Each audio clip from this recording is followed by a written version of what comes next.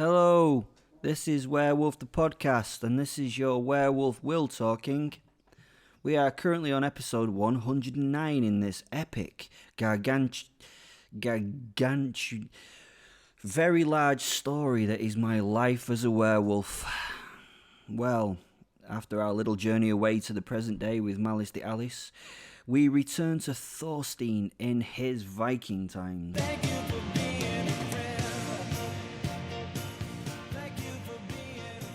It's been a real group effort to get this podcast. Well, I didn't really mean it to get this large or anything, but thank you very much. You guys have been amazing. Thanks for doing all the things I don't understand, like downloading it on various platforms, or liking it, or getting notifications, or doing all that kind of nonsense. Really helps us find the lunatic fringe, that's the one, it's like a fringe, isn't it, that likes this kind of thing. The Facebook group is growing rapidly and is an absolute place of sanctuary from a world gone mad. Check it out if you go down to the podcast description, or if you're on YouTube, the YouTube description. You can join these groups. There's Twitter and Instagram, and I'm on TikTok. Yeah, I know. Sorry, I apologize. All of these things cost you nothing. I don't have a Patreon. Is it Patreon, or Discord? Because I don't know what they are, but apparently they're like paywalls.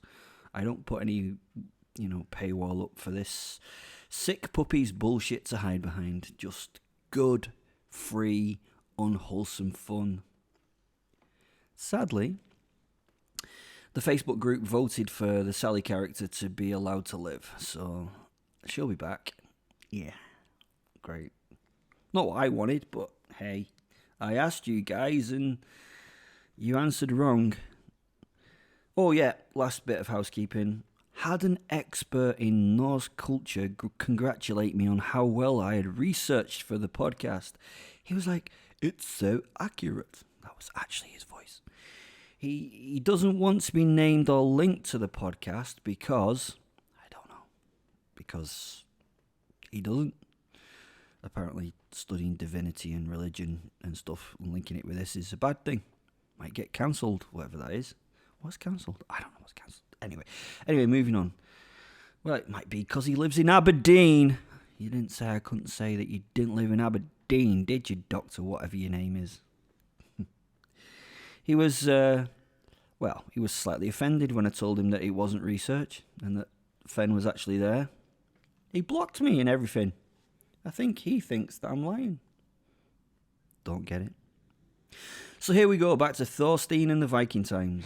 On a mission like an infantry soldier. Mad musical freedom fighter. On a mission like an infantry soldier. Mad musical freedom fighter. She is mine. I've worked so hard for her, and she is mine. Waters lap at those perfectly proportioned curves. She smells fresh and new, a virgin for her first outing, a beautiful long ship, Fudan. I helped build her even, and well, much of it was with Odin's help. We added new details and returned to some of the older methods that worked better than the new ones. Even at the dock, she looks like she's travelling fast, a live creature ready to chase down her prey. I've sailed her twice, and she cuts the water like the finely honed weapon that she is. Today we're making our way west.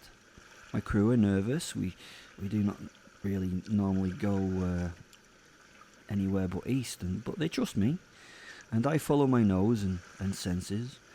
Fenrir and I know that there is something more. There is a very, very nice land to the west that is where my name and my fortune will be made. I've spoken to many travellers and traders, and there's talk of the islands to the west being settled by people on good land with great wealth. A few boats have been there, mainly on small raids and mainly trading, to be honest. Many small villages on the coast are unprotected and apparently ripe for the picking. We go for one reason though. We go for the people. It does not matter about, the wealth of the nation as long as there's a population there that we can take. Our journey will not have much room for slaves as this boat is full of fighters, but we will travel with those with space for many. The traders have been convinced to take out the middleman in this trade. With their aid, we will be able to take many people. The Saxons think they are safe and that we are traders, but we're not. Who would attack the might of a place called Northumbria? We will be in and gone before any of the nation can even react, and why trade when you can just take? We did not believe that they had the wealth and status to give us a good return on our landings, but there are plenty of them apparently, so that at least we will fill our ship with bodies for the market. The visiting trader Woolston showed us the rich cloth and the trinkets he traded with the Saxons, but the sword at his hip was much more interesting. It was of much finer quality and it looked like it was made by the hand of the dwarves, or so it seemed by its beauty. We had no idea that it was such a rich land, and to be honest, I was intrigued. Fudan is beautiful. She sits in the water, and Fen and my wolf soul stands at the prow as a second figurehead. With him in this prominent position, she looks even more like a creature just ready to attack. Her hull is 30 paces long and 6 paces wide, and she's the largest raiding ship in the port. I'm really proud. She's lap straight built. The oak planks run lengthways and overlap. I've chosen tree nails, wood, to bind them together, allowing the boat to flex more in the rough seas. The iron nails kind of rust soon and can actually tear the moving lumber. In this case, the old ways of construction are the best. The hull is almost watertight just from the boatwright's build. His work is so accurate, but we've stuffed the wool packing into the gaps we can see. Again, it moves with the hull on the water and doesn't break down like the moss packing often used. All this was planned with the help of the Allfather. He'd been in my dreams showing me how to make it happen, and it would be on the ocean. How she will sail and how she will strike fear in those that see the sail once she comes recognised for the cargo of killers she carries, and helping with my plans. Odin's been wonderful, and the boat is perfect.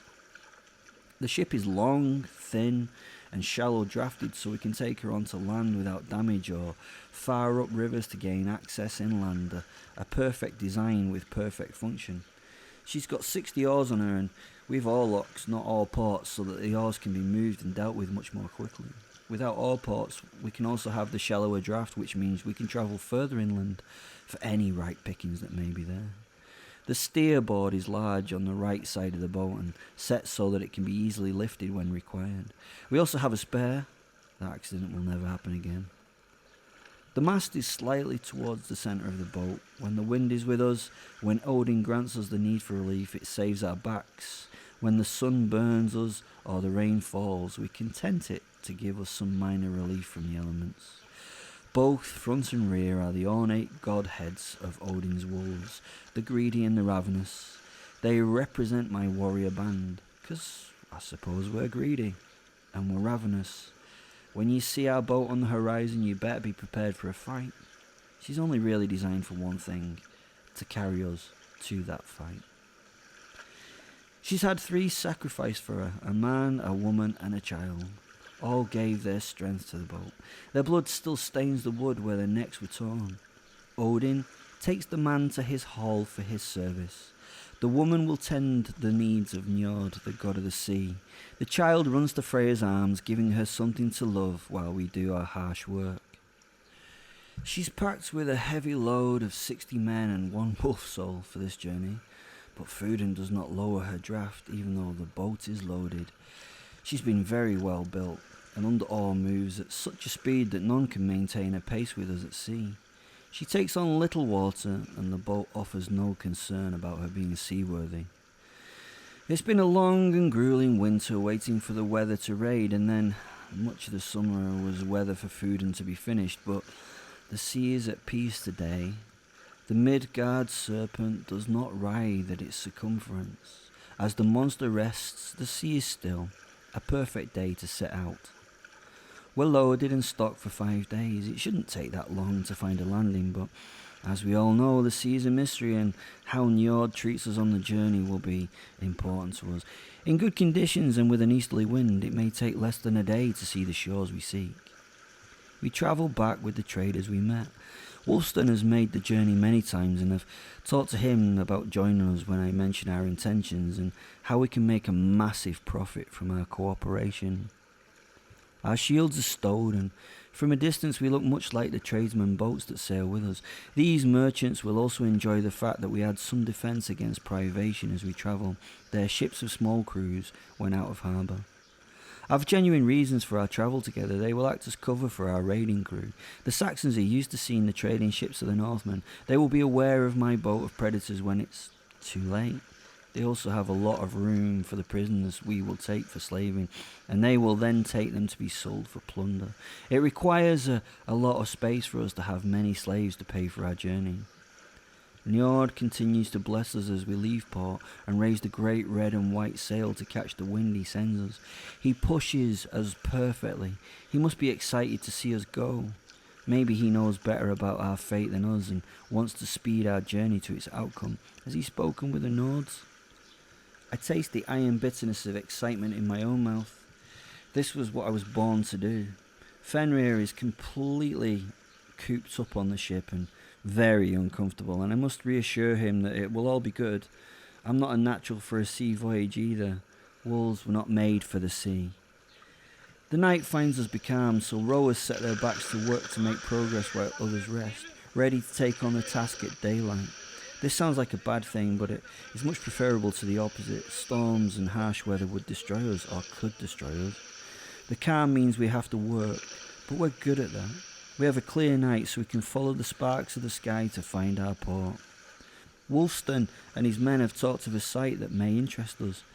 There is a large building on an island off the mainland. He tells us that it's important to the Christians. It's a large place with many of their priests living there for its upkeep and to maintain its reverence. Unlike our own priests, apparently, these men are not of violence. They're not trained warriors needed to protect such a place. They are men of words and story. We laugh at this. A group of men protecting a site unarmed, unarmoured, and untrained. We think he jests with us, but he's hurt by such and tells us that it's true. The island apparently has about 500 people living there. Most are priests, but there are farmers and some soldiers. But the church, as he calls this Christian place, is unprotected as their God protects it. He tells us that the people of the Christian religion would never attack such a place. It would be against everything that they stand for, everything they believe. To do so would mean that they'd be thrown from their faith and outlawed. Fury laughs at this. He tells the men present they cannot be removed from a faith that is not present in them, that their God has left a small gap in the plan and we Ostmen can crack it open. Woolston tells us of the wealth and the riches that are there and unprotected. This seems too good to be true, but we want those slaves, really. He talks of gold, jewels and other prizes. I'm not convinced. Who would leave treasure unprotected? The Saxons cannot be that stupid. The treasure will be a bonus if present. 500 people is a good number to choose good quality slaves from. We will be rich from that alone. On the second day afternoon we sight land. The gulls come to meet us. It's been an easy journey and a strange easterly sits at our backs, gently driving us in the direction of our target. Things go too well, but we shouldn't get complacent. Fenrir takes up his place at the fore of the boat. He wants his paws on solid land, and I can feel him will the boat forward. I also start to feel the itch of excitement at the battle. Confrontation excites us. I hope we find worthy opponents for the fight. We slowly tack up the coast and a small island sits off its shore. It is found, but we still need to see evidence of the large buildings we want. The fields are well tended and tiny homes are in abundance. The crop we need is there. We see the people. This is how it should be, as Wolfden has said. The other side of the island is in the lee of most storms and winds and has the perfect site to beach near the church. As we get closer and closer to the land, my exceptional werewolf sense is taking much more information than the others around me.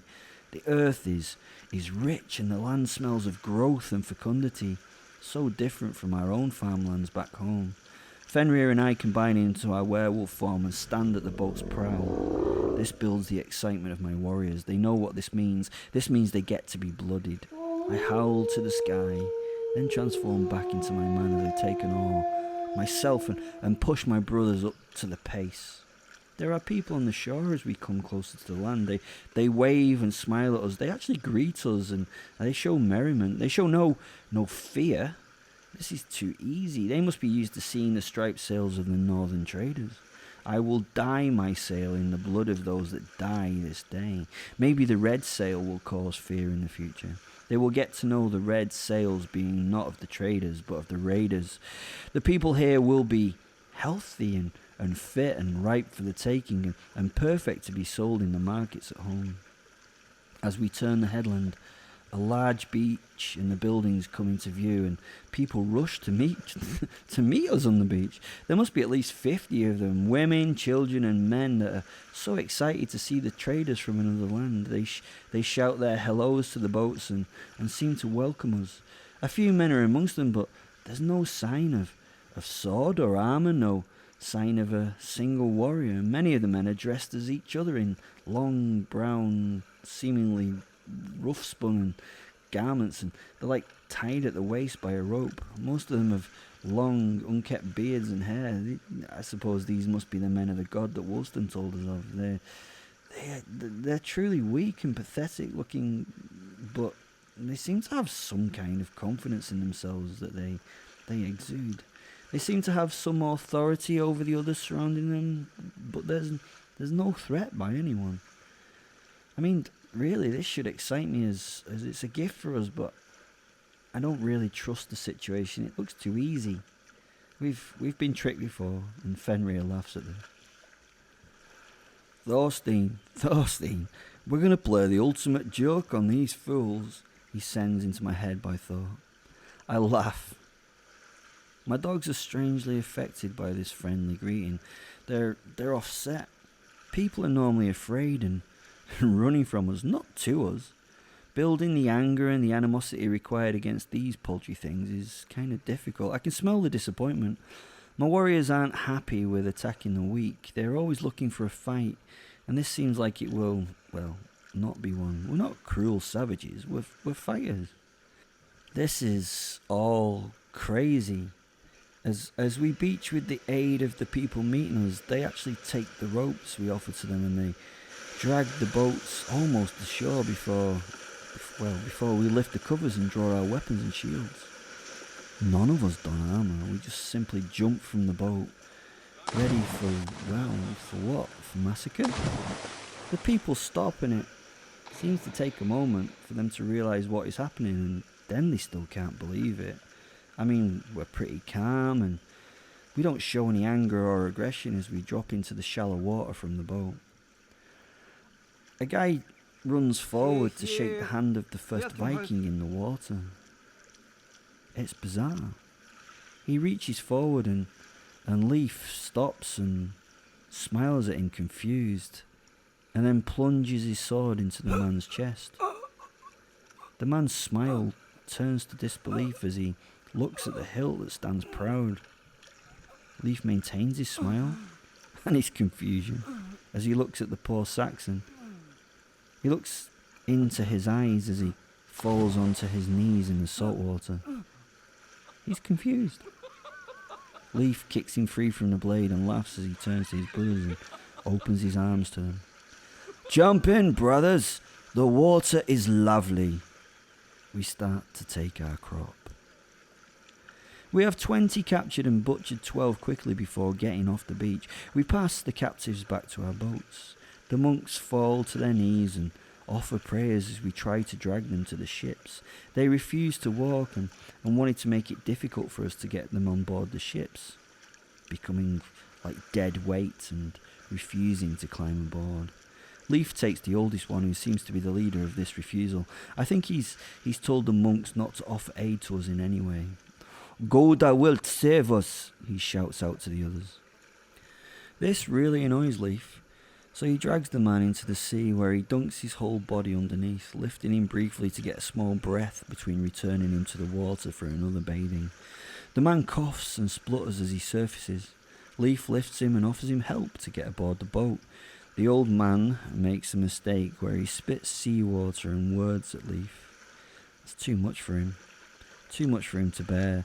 So he looks at me quizzically. I mean, this old man would be worth so little. So Leaf can do what he wishes with him. I smile and nod as Leaf smiles and nods back. And then he pushes the monk deep into the water, laughing in his face before it's submerged. The old man's hands scramble at his wrists as bubbles rise to the surface around the struggling figure. The kicking and the fighting slowly lessen before the body goes limp in Leaf's hands. Some of the younger monks start to cry and moan. They're offering prayers again to the sky. Leaf keeps the body deep in the water, his face a picture of morose boredom as he does so. Only when fully satisfied that the priest is dead does he let the body go. It floats to the surface, eyes wide. Water runs from the dead open mouth as the body rotates face down. Leaf kicks the body away from the boat and the beach, and the dead man starts his own little sea journey. The other monks are all flapping like fucking farmyard fowl as Leaf looks at the next priest, offering him a hand to get in the boat. This one looks at the old priest's body as it floats away and grips Leaf gratefully as he's lifted into the trader's ship. "They learn quick. These must be the scholars you told us of, Wolfstan," I shout to the crew of the trading ship.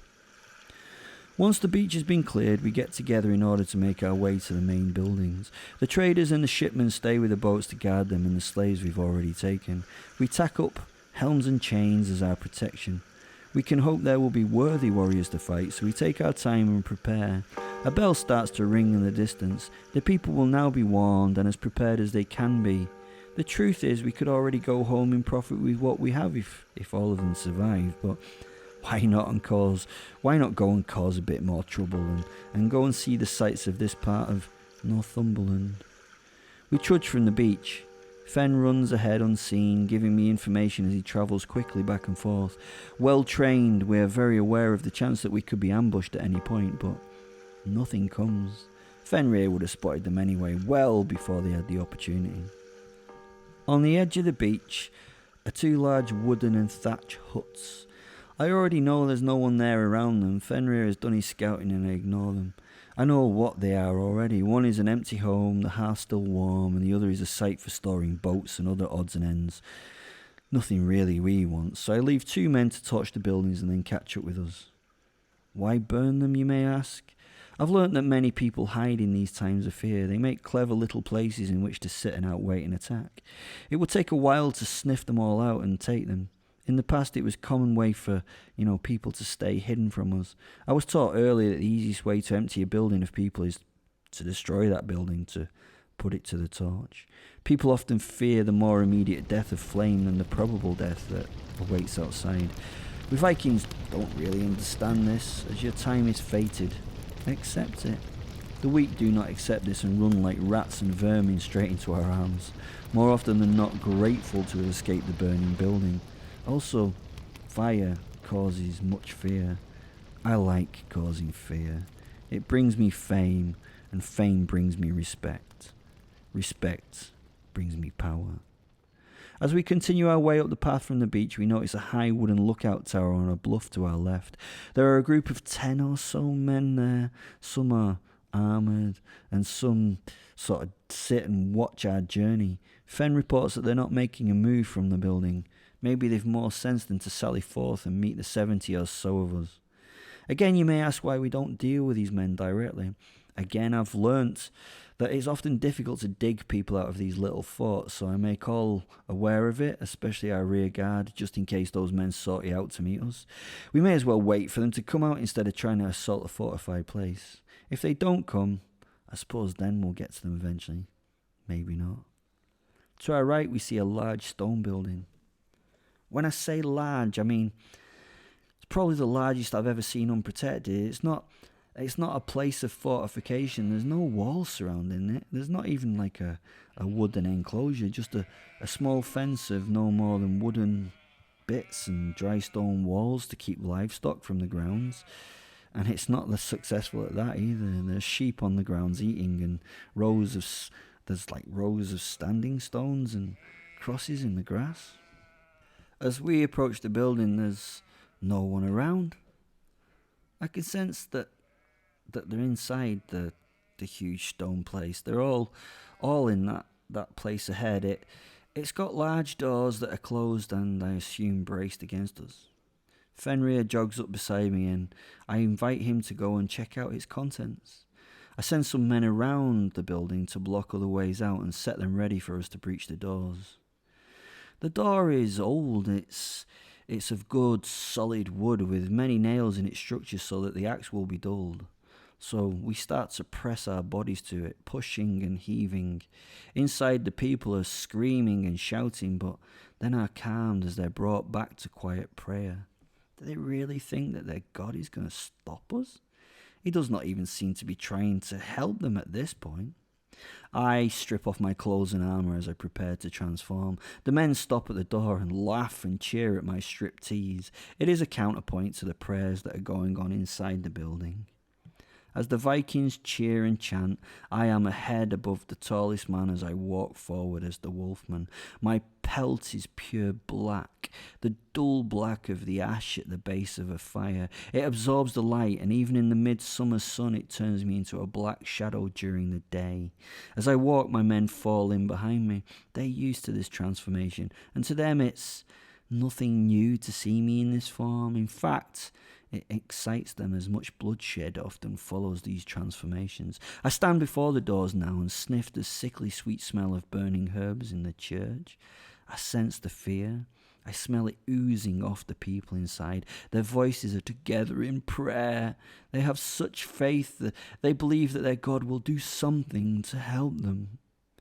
I start to lean heavily on the doors, and the stifled cries are heard from inside, which are shushed. I push back and forth against those doors which hold and are very firmly braced.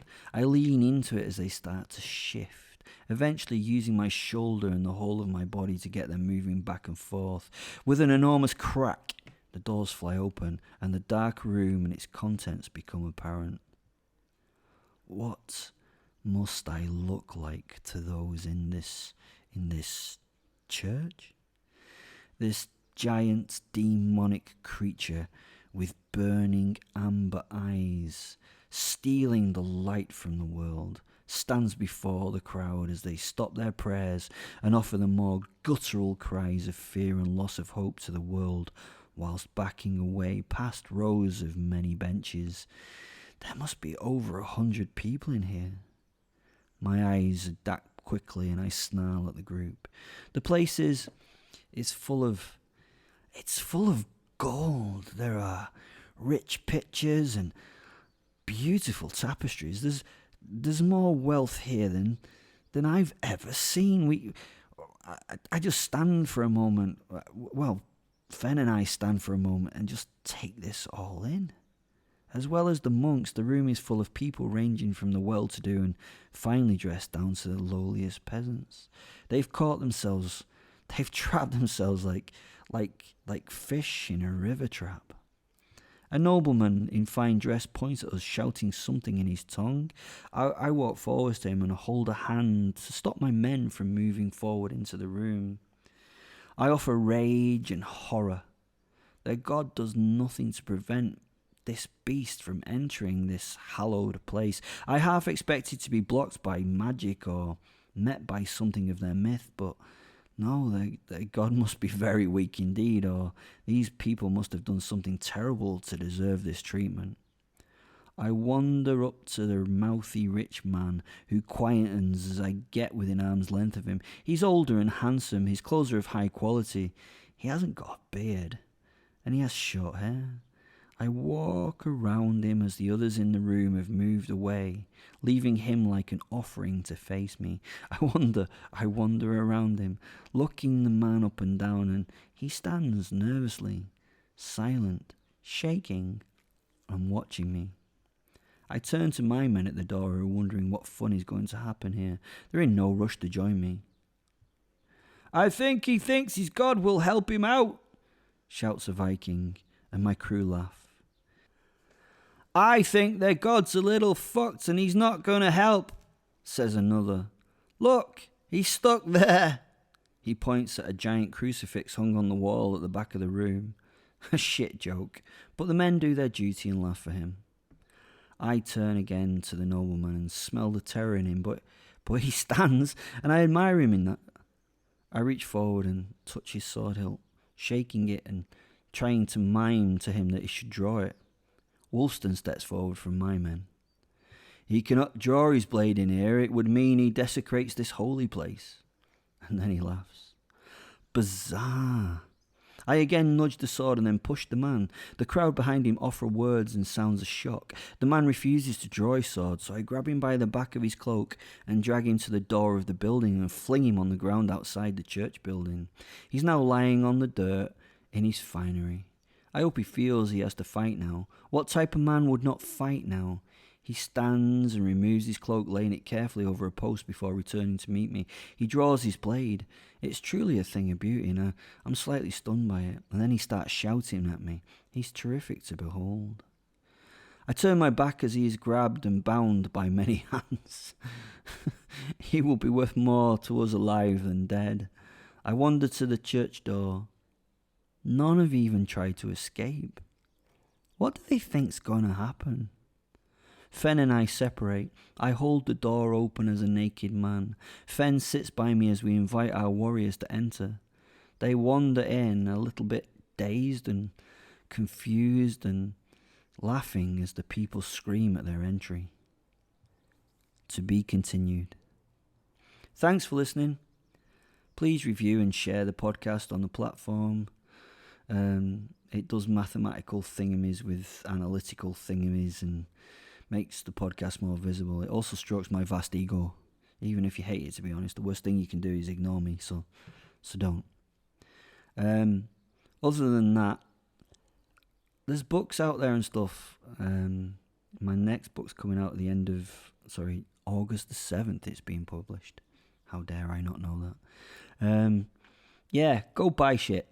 It's really nice of you. I mean, I make the Kindles as cheap as possible. I think they're like 77p or something, so I don't even make any money out of it.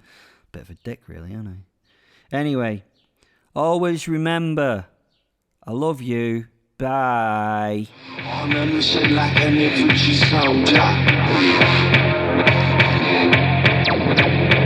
Mad musical freedom fighter.